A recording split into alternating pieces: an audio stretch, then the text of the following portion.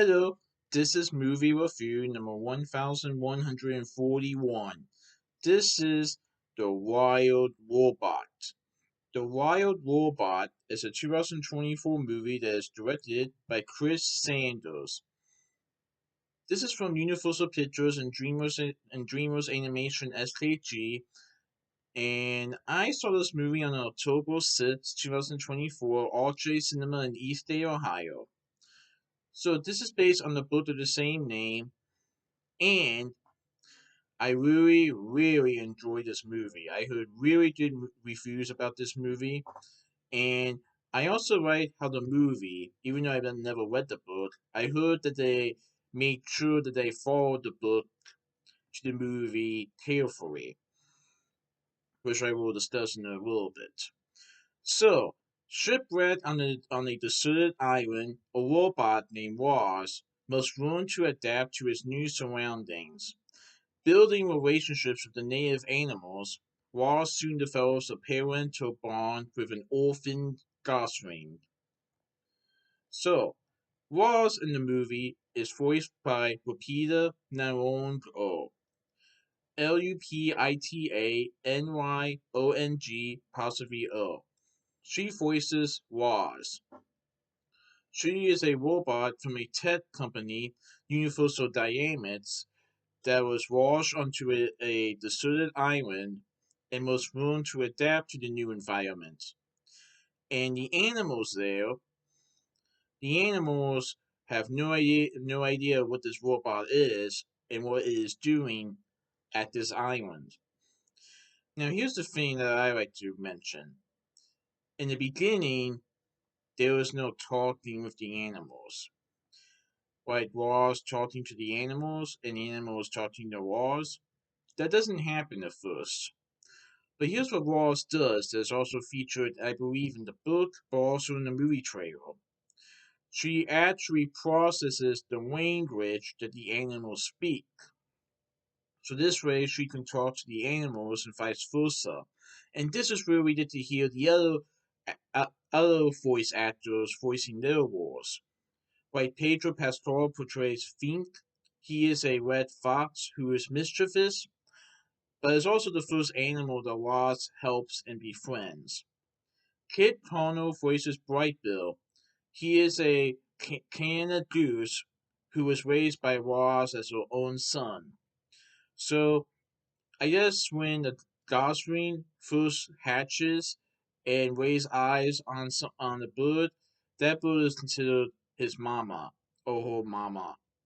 In this case, when Brightbill had had been born and got out of the egg, he put his eyes towards Ross, and let's just say that Brightbill, even though Brightbill and Ross are bird and machine, Brightbill considers Ross to be his mother. And so Ross discovers that Brightbill is a runt, and he may not have as much chances of learning to fly and migrate than the other birds. So Ross is trying to be like a parent to Brightbill and trying to teach him the stuff that a bird knows how to do in order for Brightbill to migrate the next winter. Catherine O'Hara voices Pinktail. She is an opossum who gives Ross some advice on raising Brightbill. Bill Nighy portrays or voices Walnut. He is a Canada goose that is elderly but helps Ross understand to teach Brightbill how to fly. Stephanie Hausu, HSU, portrays Fantra. She is a squid-like robot that, let's just say that she does not like the fact that Ross is on this island, and she decides to retrieve Ross back without any means necessary. Mark Hamill voices Fawn, who is a grizzly bear. Matt Berry voices Paddle. He is a beaver. And Fiend Rams portrays Thunderbolt. He is a falcon who helps Brightbill how to fly. This was an incredible and awesome movie. First of all, the animation is really wonderful. I really like the animation, and I also like the story of how throughout the movie, Roz, who is a robot, let's just say that she starts to feel more throughout the movie, and she starts to talk less robotic and more human like.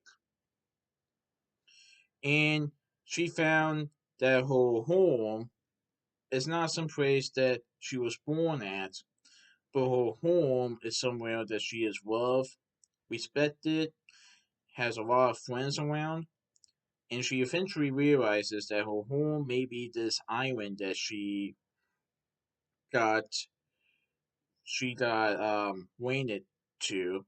Something happened to the something happened to the crate that Ross was in that caused the crate to land on this island. And Ross eventually realizes that this island may be her home, and and these animals might be her friends after all. And even though she really wants to teach Brightbill how to fly, she also wants Brightbill to grow up, be a good bird, and I really like the bond between Ross and Brightbill. Just just because they are different species, that doesn't mean they can't be mother and son. Oh, this was pretty good. And because of the success of this film, they've already announced a sequel, which I believe there also was a second book, a second Wild Robot book. But it's really nice that they're going to do a sequel, so that'll be really cool to see. So that's my movie review of the Wild Robot Precinct 2 Minutes movie review. Alright, goodbye.